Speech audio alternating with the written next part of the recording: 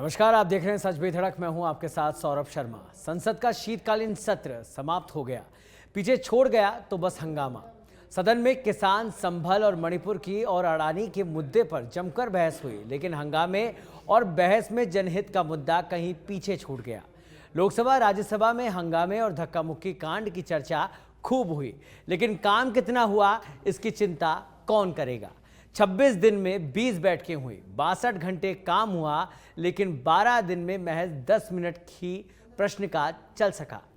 आज चर्चा यही कर रहे हैं कि सदन में समय बर्बाद की चिंता कौन करेगा, क्योंकि शीतकालीन सत्र में काम का सबसे कम रिकॉर्ड बना है।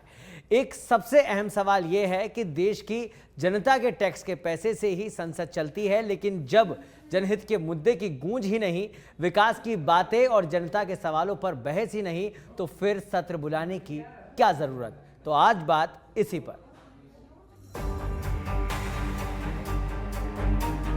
इस बार कुल मिलाकर के 20 सीटिंग हुए हैं लोकसभा की और 19 सीटिंग राज्यसभा के हुए हैं। 5 बिल्स लोकसभा में इंट्रोड्यूस हुए हैं, 4 बिल्स लोकसभा ने पास किए। कामकाज का दृष्टि से लोकसभा 54.5% और राज्यसभा में लगभग 40% का काम हो पाया है। हम इससे संतुष्ट नहीं है, क्योंकि लोगों ने हम सबको चुन करके सांसद बनाया, लोकसभा राज्यसभा में सदस्य बनाया।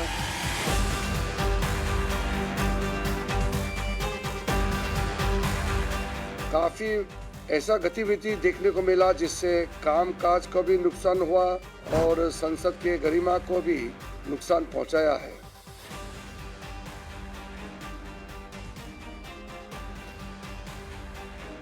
मैं सब पार्टी के नेताओं को अपील करता हूं कि सब मिलकर के इसमें चिंता करना चाहिए। फिलहाल बातें अब हो रही है, सत्र खत्म हो चुका है और जितना गतिरोध हम लोगों ने देखा, जनता ने देखा, आज इन तमाम मुद्दों पर हम लोग चर्चा करेंगे और जानेंगे कि आखिर ये गतिरोध सत्र के बीच में चलना कितना ज़रूरी हो जाता है और इसका निष्कर्ष क्या निकल पाता है। हमारे साथ हमारे मेहमान जुड़ चुके हैं, जिनसे आपको मुखातिब करा देते हैं। हमारे साथ जुड़े हैं अटल खंडेलवाल जी, जो कि बीजेपी से प्रवक्ता हैं। सर, बहुत बहुत स्वागत है आपका। राजनीतिक विश्लेषक डॉक्टर मिथिलेश जैमिनी हमारे साथ जुड़े हैं। सर, बहुत बहुत स्वागत है आपका। और साथ ही कांग्रेस की प्रवक्ता मीनाक्षी सेठी जैदी जी हमारे साथ जुड़ गई हैं। बहुत बहुत स्वागत आपका मीनाक्षी जी। और सबसे पहले विपक्ष से ही मैं इस चर्चा की शुरुआत करना चाहूँगा। मैडम, सत्र खत्म हो चुका है, शीतकालीन सत्र, जो कि हंगामे की बेड़ चढ़ गया और जिस तरीके का ब्यौरा सबके सामने आया कि कितना काम हुआ है, नहीं हुआ है, पहले आपकी प्रतिक्रिया मैडम।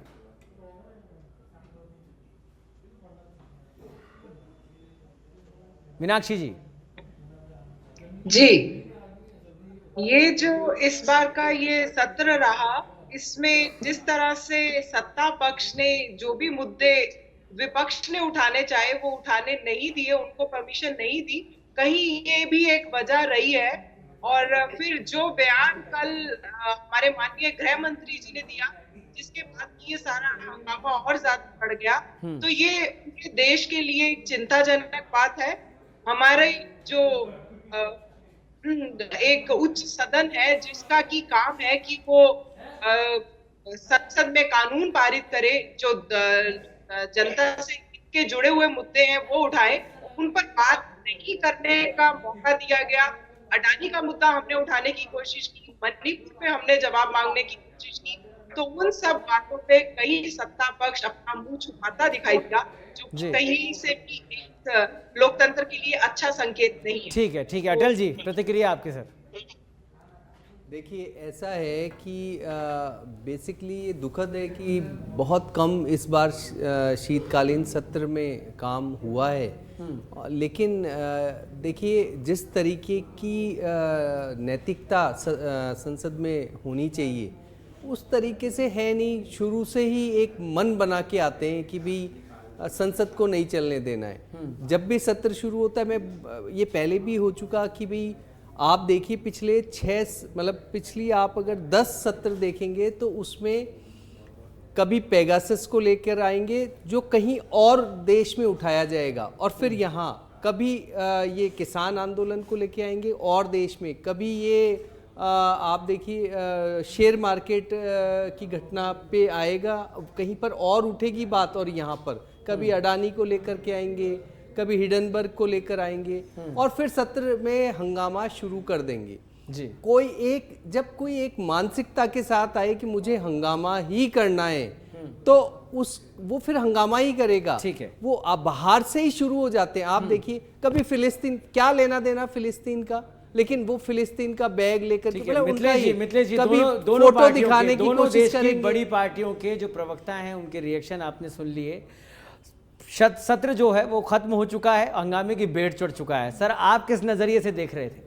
देखिए, निश्चित रूप से दुनिया का सबसे बड़ा लोकतंत्र भारत है, और उसमें इतने एमपीज को जो चुना जाता है 20 लाख लोगों का नेतृत्व करता है, और उसे बड़ी उम्मीद होती है सांसद को कि मैं अपनी जुबान, अपनी बात, अपने राज्य की बात, अपने संसदीय क्षेत्र की बात देश की सबसे बड़े मंदिर में, लोकतंत्र के मंदिर में रखूंगा।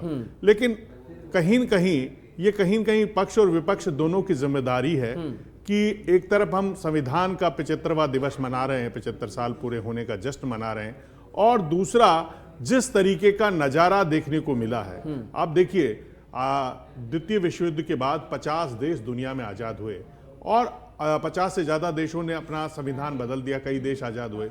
भारत के लिए एक बहुत गर्व का क्षण है कि हमने उसी संविधान को, जब बाबा साहब अम्बेडकर ने बनाया, उसी पर हम चल रहे हैं। लेकिन कहीं न कहीं जिस तरीके का नजारा देखने को मिल रहा है कि बैक पॉलिटिक्स हो रही है जी, कहीं न कहीं जो बैकफायर कर गया कांग्रेस के लिए, जिस तरीके से संविधान पर बोलने का एक सत्र हुआ, और उस संविधान के सत्र में भाजपा ने बहुत चालाकी से अंबेडकर जी का जो कांग्रेस ने अपमान किया उसको बहुत तरीके से उठाया, और कहीं न कहीं कांग्रेस को पीछे धकेल दिया। तो कहीं न कहीं संसद में जाने से पहले तैयारी की कमी कांग्रेस में दिखाई दी। धार्मिक आरक्षण को हथियार बनाया बीजेपी ने, और कहीं न कहीं 1993-94 में जब आंध्र प्रदेश से तेलंगाना अलग नहीं हुआ था, वो तमाम तथ्य रखकर और धार्मिक आरक्षण मुस्लिमों को देने की बात कहकर कहीं न कहीं कांग्रेस को पीछे डाला। अब कांग्रेस में कभी वो उपराष्ट्रपति जो राजस्थान, देखिए दोनों सदनों को चलाने का एक सौभाग्य है कि राजस्थान के लालों के हाथ में है। लोकसभा को चला रहे हैं ओम बिड़ला जो हाड़ौती से आते हैं, और उच्च सदन को चला रहे हैं शेखावटी के लाल धनखड़ साहब। तो कुल मिलाकर जो इंपॉर्टेंट चीज है कि एक सुप्रीम कोर्ट के एडवोकेट रहे हैं धनखड़ साहब, उनके खिलाफ इस तरीके का अविश्वास प्रस्ताव लाना, जबकि कोई भी अगर हंगामा होता है तो आप 7 दिन बाद क्यों बोलते हैं? ये लोकसभा अध्यक्ष, पक्ष विपक्ष के नेताओं की जिम्मेदारी है कि जो भी मुद्दा हुआ है वो सर्वदलीय बैठक करके उसको सुलझाएं और उसको निपटाएं। लेकिन हो क्या रहा है कि ईगो। ठीक है, बिल्कुल सही बात कह रहे हैं आप। ईगो जो आपने लास्ट शब्द किया, मैं वहीं से मीनाक्षी जी से सवाल कर लेता हूं। मीनाक्षी जी, अगर ये ईगो पे अगर बात रहेगी, ईगो पॉलिटिक्स करेंगे, तो मैडम समस्या तो जस की तस ही रह जाएगी, समाधान तक पहुंच ही नहीं पाएंगे। अगर आप कोई बात जानना चाह रहे हैं, सवाल पूछना चाह रहे हैं, तो मुझे लगता है कि उससे आगे भी बढ़ा जाना चाहिए। अगर आपको लग रहा है कि वहां पर जवाब आ रहा है, नहीं आ रहा है, किस तरीके का आ रहा है, तो अपनी बात आप रखिए, वो अधिकार मिलता है आपको। लेकिन मैडम आगे तो बढ़े। जनता के, जन सरोकार के मुद्दों का क्या होगा, साथ ही समस्याओं का समाधान कैसे होगा इस ईगो पॉलिटिक्स के चक्कर में? नहीं, देखिए बिल्कुल जो एक लोकतंत्र का मजाक तो सत्ता पक्ष द्वारा लगातार उड़ाया जा रहा है। जब कोई विपक्ष कोई मुद्दा उठाना चाह रहा है, उस मुद्दे पर बात करना चाह रहा है, तो उसे समय दिया जाना चाहिए। लेकिन उन्होंने नहीं दिया। तो हर चीज के 2 पहलू होते हैं। एक पहलू तो ये जो हमारे सामने है, और ये मैं भी इसको मानती हूँ कि ये दुखद है कि 2.5 लाख रुपए प्रति मिनट का जिसमें खर्चा है, पर मिनट हम 2.5 लाख रुपए खर्च करके और कोई भी यूजफुल काम नहीं कर पा रहे हैं। तो ये हमारे देश के संसाधनों का दुरुपयोग है। लेकिन दूसरी तरफ मैडम, जनता भी ये देख रही होगी कि हमने किन जनप्रतिनिधियों पर विश्वास जताकर उनको वहां तक भेजा है, और कर क्या रहे हैं, हो क्या रहा है यहाँ पर।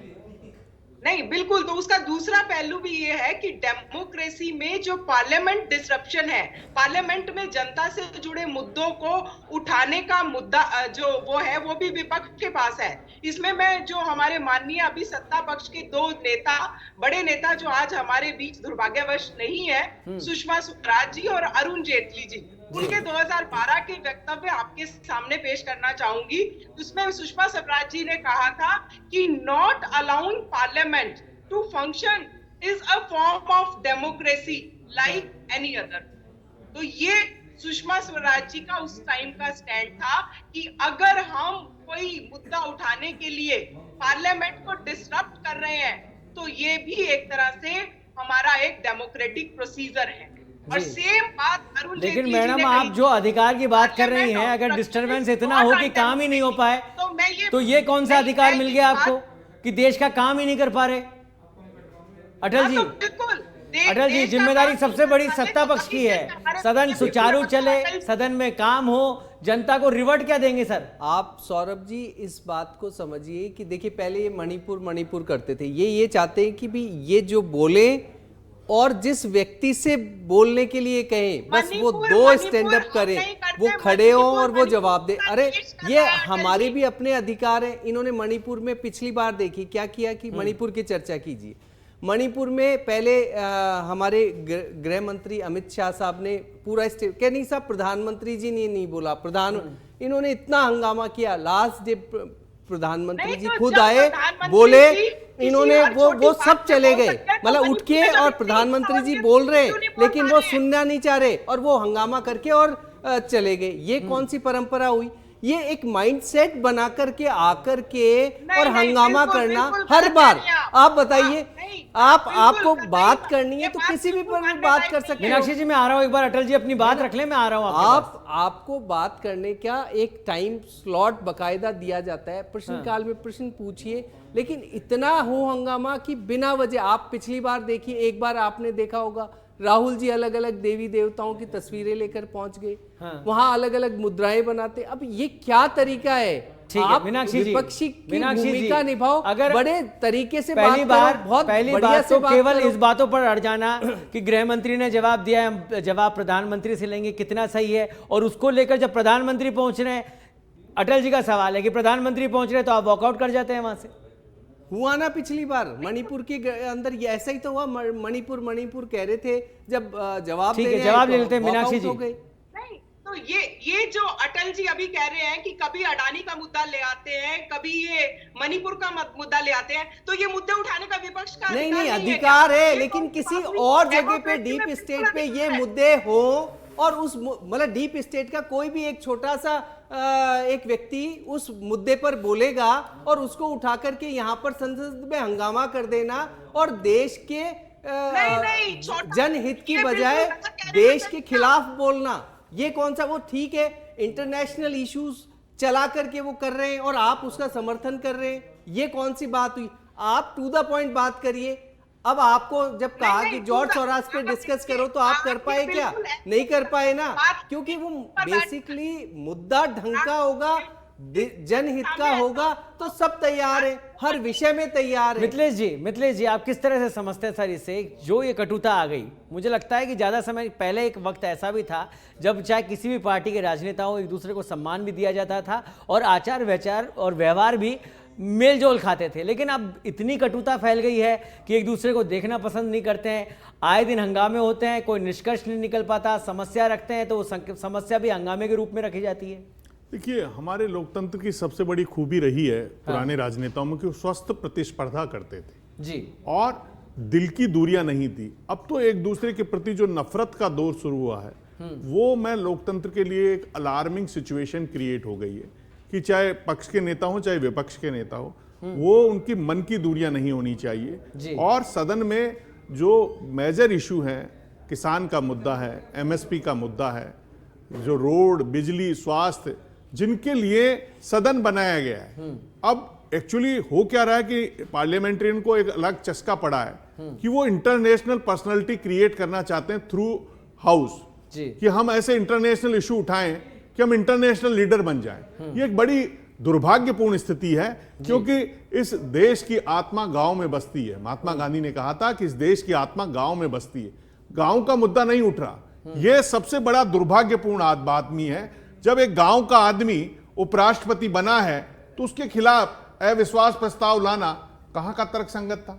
जी, क्या गांव के आदमी की बात सदन के जो लोकतंत्र के सबसे बड़े मंदिर में होनी चाहिए, नहीं होनी चाहिए?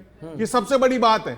आप बेकार की बातें कर रहे हो, अडानी अंबानी, वो तो चलिए करिए आप बात, लेकिन आपने गांव के मुद्दे कितने उठाए, लोगों के स्वास्थ्य का मुद्दा कितना उठाया, ये विपक्ष का धर्म है। आपने कितना मुद्दा उठाया कि शिक्षा का हाल क्या है, आपने कितना मुद्दा उठाया कि कितने नौजवान रोजगार के अभाव में अपनी यह लीला समाप्त करते जा रहे हैं। यह विपक्ष का धर्म है।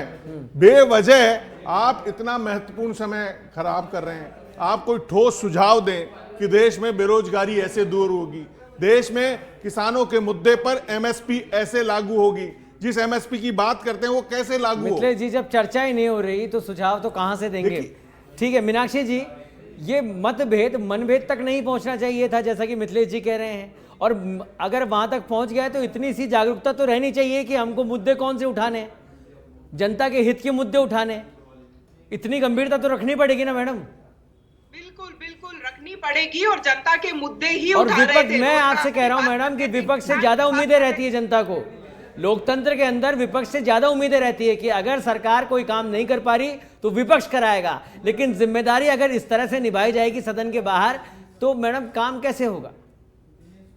नहीं, बिल्कुल देखिए, जनता के मुद्दे, चाहे वो रोजगार से जुड़ा मुद्दा हो, चाहे वो किसानों से जुड़ा मुद्दा हो, चाहे वो मणिपुर का मुद्दा हो, वो सारे, चाहे वो अडानी द्वारा किए गए भ्रष्टाचार का मुद्दा हो, ये सारे मुद्दे जनता से जुड़े हुए मैडम, अगर मुद्दे ही किसी है। की जबान फिसल गई एक फैशन के मुद्दे पर, आपने इतना बड़ा विवाद खड़ा कर दिया, प्रताप सारंगी जी के सिर में चोट आ गई, और जब प्रदर्शन करते हैं तो आपके सबसे बड़े नेता एलओपी के जेब में हाथ रखकर अंबेडकर जी की तस्वीर रखते हैं, वो फैशन की स्टाइल में दिखते हैं। तो फैशन के शब्द पर आपने इतना बड़ा बवंडर खड़ा कर दिया, जो किसी गरीब की आवाज उठाते। आप कांग्रेस इसलिए नहीं बनाई थी, कांग्रेस इसलिए बनाई थी कि वो गरीबों की बात करेगी, इस देश की एकता की बात करेगी। ये fashion style Ambani, Adani, Hindenburg, ये इंटरनेशनल के लिए कांग्रेस नहीं बनाई थी। जवाहरलाल नेहरू और गांधी जी ने कभी ये सपना नहीं देखा था कि बेवजह हम गरीबों की आवाज नहीं दे, इसीलिए कांग्रेस खत्म हो रही है।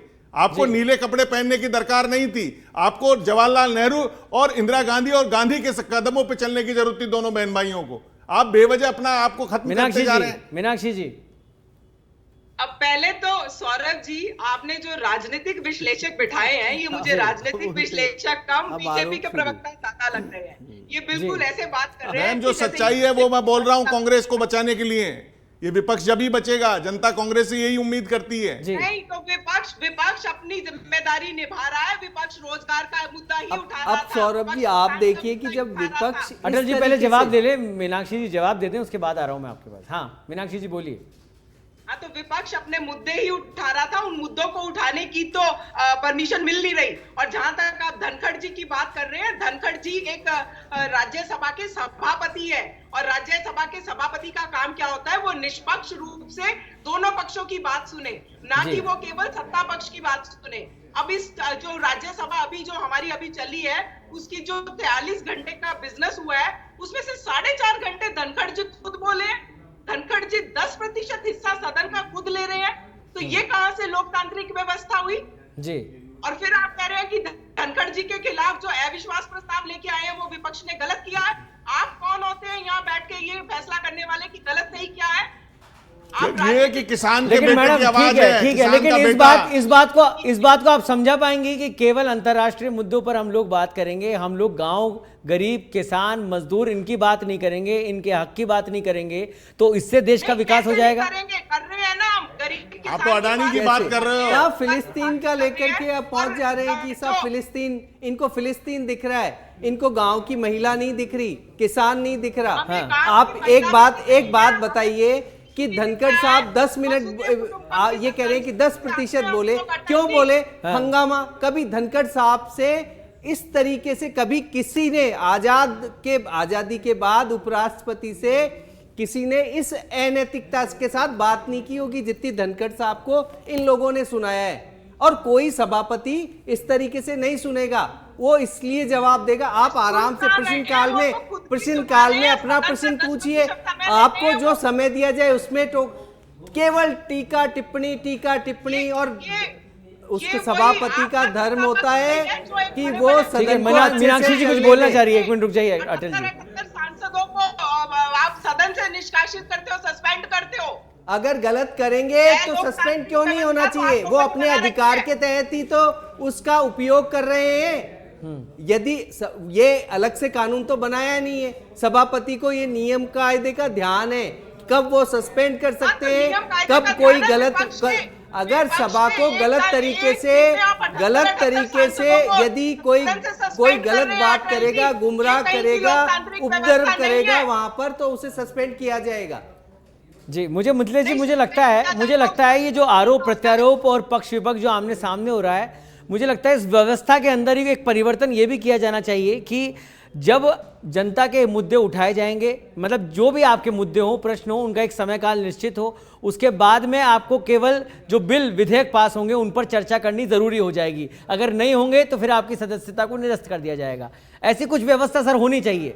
देखिए, सदन में पहले व्यवस्था है 0 आवर्स की, जो इंफॉर्मेशन के तहत आप स्पेशली क्वेश्चन उठा सकते हो, तमाम व्यवस्थाएं हैं। हाँ। लेकिन उन व्यवस्थाओं को नहीं मानने के लिए और जो नए सांसद आए हैं उनको क्या मैसेज दे रहे हैं, हाँ। ये दोनों पार्टियों के लिए बहुत चिंता का विषय है। बिल्कुल, हमारे संविधान में तमाम व्यवस्थाएं, क्वेश्चन आवर है, 0 आवर है, तमाम व्यवस्थाएं, स्पेशल आप एक्ट ला सकते हो, तमाम व्यवस्थाएं पहले से है। लेकिन अब ये एक नया ट्रेंड शुरू हुआ है कि एक प्रोपोगेंडा के तहत पब्लिसिटी स्टंट। जब से ये मीडिया मैनेजमेंट का एक सिस्टम डेवलप हुआ है पार्टी पॉलिटिक्स में, हर एमएलए एमपी ने अपना मीडिया मैनेजमेंट का एक सिस्टम क्रिएट किया है और उस सिस्टम के तहत वो सदन में जाता है। चाहे हम विधानसभा में भी देखते हैं कई एमएलए बेवजह गरमा जाते हैं, बेवजह उनको लगता है कि फ्रंट पेज पे हमारी फोटो छप जाएगी। तो ये जो छपास का रोग पैदा हुआ है हमारे पार्लियामेंट्रियन में, वो कहीं न कहीं हमारा टाइम किल कर रहा है। आप देखिए, राजस्थान में भी विधानसभा का नया सत्र जनवरी के तीसरे सप्ताह में होने वाला है, लेकिन महज 30 दिन हमारे यहाँ चला है पहली साल में। तो ये कहीं न कहीं चिंता का विषय है। और जब सदन चलता है तो हम देखते हैं कई एमएलए ट्रैक्टर लेके आएंगे, कई लोग फसल लेके आएंगे, कई लोग मटकी लेके आएंगे, उनको केवल फोटो खिंचानी है। हाँ। ये इस पर रोक लगनी चाहिए, इसके लिए मीडिया हाउसेस को ये छपाओ पॉलिटिक्स से ऊपर उठना बेहद जरूरी है। बिल्कुल ठीक बात कह रहे हैं मिथिलेश जी। और मेरा ये सवाल दोनों से ही होगा कि छपाओ पॉलिटिक्स अपनी जगह है, देश के मुद्दे अपनी जगह है, सदन की गरिमा अपनी जगह है, लेकिन जब सत्र चलता है तो आप इन तमाम चीज़ों को जब साथ में लेकर चल रहे हैं, छपास भी लेके चल रहे हैं, आप अलग अलग तरीके के स्टंटबाजियां होती है वहाँ पर, तो मुद्दों पर भी ध्यान होना चाहिए। और सबसे बड़ी जिम्मेदारी अटल जी अगर सत्ता पक्ष की है तो मुझे लगता है उस जिम्मेदारी को निभाया भी जाना चाहिए, क्योंकि आप लोगों की जवाबदेही है, आपको सरकार में चुना गया है, सरकार आपने बनाई है।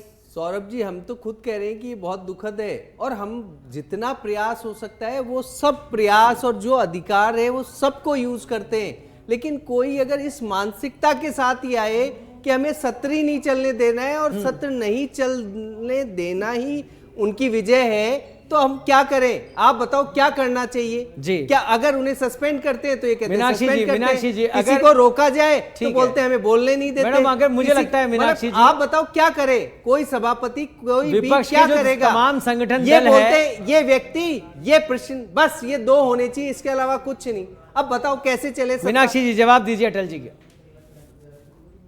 नहीं, बिल्कुल, अगर हम लोग किसी चीज का कोई मुद्दा उठाना चाह रहे हैं तो एक मैडम व्यक्ति विशेष पे केंद्रित क्यों रहते हैं? व्यक्ति विशेष पे केंद्रित क्यों रहते हैं मीनाक्षी जी? मीनाक्षी जी मुझे ये बताइए कि अगर कोई बात हुई, कोई बयान गृह मंत्री ने दिया, प्रेस वार्ता करके उन्होंने उस पूरे बयान को समझाया, अपनी बात रखी, उन्होंने कहा मेरा मंतव्य इस तरह का नहीं था, तोड़ मरोड़ के पेश ना कीजिए, बावजूद उसके हंगामा लगातार जारी है, तो ये ईगो ट्रिप अगर खत्म नहीं होगा मैडम, तो मेरे को लगता है कि जनता के मुद्दे तो अब अगले सत्र में भी नहीं उठेंगे। सौरभ जी, एक बार उसको ढंग से सुन भी ले तो भी वो मुद्दा उस वक्त नहीं उठा था। जी जवाब बाद में जाकर के ये मुद्दा उठाया गया। बिल्कुल, जो उन्होंने कल बोला वो तो क्या बोला? एक्सेप्टेबल नहीं, जो परसों क्या बोला? स्टेटमेंट वो बिल्कुल एक्सेप्टेबल नहीं है। चाहे आप उसको 1 मिनट सुन लीजिए, चाहे उसको यही तो कि प्रीफिक्स और पोस्टफिक्स काट करके और उसके बाद में एक छोटा सा वक्तव्य को ये पेश करने की कोशिश करेंगे और वो नैरेटिव सेट करने की कोशिश करेंगे। वो चलने वाला है क्या सौरभ जी? आप ये बताइए, वो चलने वाला है? बाबा साहब ये बताइए, आप तो ये बता दीजिए, नेहरू जी इंदिरा जी, विरोध में उनके राजीव पुतले जी, भी मिथिलेश जी, जलाए। एक क्लोजिंग कमेंट, एक क्लोजिंग कमेंट इनमें सर। से भारत रत्न किसको पहले मिला और बाबा साहब को किसने दिया और कब दिया, ये चिंता करते हैं ना। 1951 में तो बाबा आप साहब ये ने बताइए ये कि कहकर के आजादी कांग्रेस के छोड़ बाद दी बाबा कि साहब ये ने कांग्रेस चलाए थे, के नेता चलाए नेहरू थे, जी चलाए उन्हें थे। पसंद नहीं करते जी। हैं और 2 बार इनको हराया गया। उनका ये भी ठीक है, स्टेटमेंट लेकिन अटल जी, कि मीनाक्षी सहयोग जी, किया। अटल जी, 1900 मीनाक्षी जी, सुनिए, मेरा निवेदन और जनता की 1946 उम्मीद यही है राजकुमारी अमृत कौर को लेटर चाहे लिखा पक्ष बाबा हो चाहे साहब- विपक्ष, सुनिए, नेहरू जी ने एक मंच पर आकर आपसी सहमति से जनता के मुद्दे उठाएगा। इस देश की जब दोनों ही दल विकास की बात करते हैं, देश को अग्रणी बनाने की बात कर रहे हैं, तो उन विषयों पर भी बात होगी, उन समस्याओं के समाधान पर भी बात होगी। मिथिलेश जी, अखाड़ा नहीं बने सदन, इस तरह की बात होनी चाहिए। क्या हमारा देश, ना केवल देश बल्कि पूरी दुनिया देख रही है कि भारत की संसद में चल क्या रहा है? देखिए, निश्चित रूप से एक्चुअली हो क्या रहा है, कांग्रेस के साथ प्रॉब्लम ये आ रही है कि इंडिया गठबंधन की लीडरशिप इनके हाथ से खिसकती जा रही है और कहीं न कहीं इनको लगा कि अंबेडकर का मुद्दा हमारे हाथ लग गया और हम वापस जो हमारे घटक दल है उनको जोड़ लेंगे, क्योंकि ममता बनर्जी खुली चुनौती दे रही है, केजरीवाल जी खुली चुनौती दे रहे हैं, लालू यादव जी खुली चुनौती दे रहे हैं, तो इन्होंने उसको एक फैशन वाले वर्ड बयान को एकत्रित करके इतना बड़ा हंगामा खड़ा किया। वो केवल एक कारण था। तो आप अपने निजी हितों की पूर्ति के लिए सदन को थोड़ी डिस्टर्ब करोगे। सदन इस देश के 140 करोड़ लोगों के बिल्कुल ये ठीक बात सोचना है। वाला सर, बन है। राजनीति करने का अपने अपने दल का अपना अपना तरीका है और आपका तरीका चाहे जो भी हो, देश के विकास का मुद्दा होना चाहिए, सदन में चर्चा होनी चाहिए और चर्चा होनी चाहिए सही रूप में। आचार विचार व्यवहार बिल्कुल एक दूसरे के प्रति जो मतभेद है वो मनभेद में नहीं बदलना चाहिए। यही आशा जनता सबसे लगाए बैठी है। आप सभी का बहुत बहुत धन्यवाद इस चर्चा का पात्र बनने के लिए। सदन अखाड़ा ना बने और आने वाले भविष्य में इस तरह के उदाहरण ना पेश हो, इस पर दोनों ही दलों को, पूरे सदन में जितनी भी पार्टियां बैठती हैं उन सभी को सोचने की जरूरत है। देश में हम क्या स्टैंडर्ड, क्या हम विचार दे रहे हैं, ये सोचना बेहद जरूरी है। फिलहाल के लिए इस चर्चा में इतना ही। देश और दुनिया की तमाम खबरों के लिए आप देखते रहिए सच बेधड़क। नमस्कार। इस बार कुल मिलाकर के 20 सीटिंग हुए हैं लोकसभा की और 19 सीटिंग राज्यसभा के हुए हैं। 5 बिल्स लोकसभा में इंट्रोड्यूस हुए हैं, 4 बिल्स लोकसभा ने पास किए। कामकाज का दृष्टि से लोकसभा 54.5% और राज्यसभा में लगभग 40% का काम हो पाया है।